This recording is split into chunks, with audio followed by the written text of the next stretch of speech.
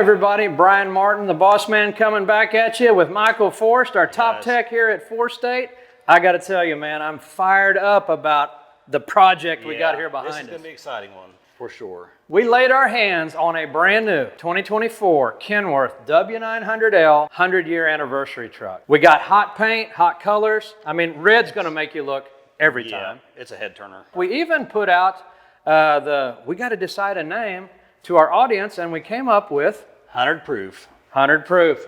Not a better name to be had. We're going to incorporate that into the theme and the design of the truck as we move forward, but has all the right specs, big power, big wheelbase, over 300 inches of wheelbase. It's a big one. Got the aero cab bunk with the mid-roof, so it's got a little bit of a flat top look, and I think the first thing we got to do is check this thing. That's a monster truck behind you there.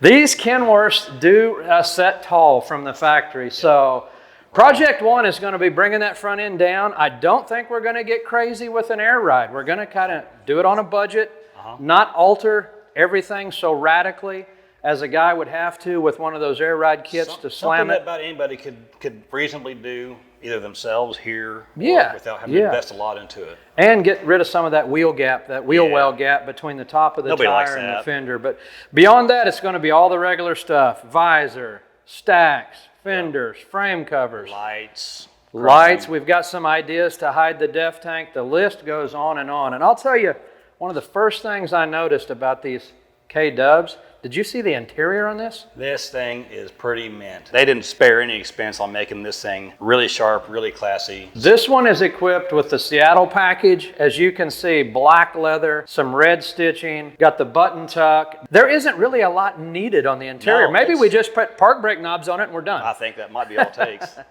Kudos to Kenworth. The Seattle package and this truck is extremely nice. So it's going to make quick business out of the interior, maybe. For sure. Yeah.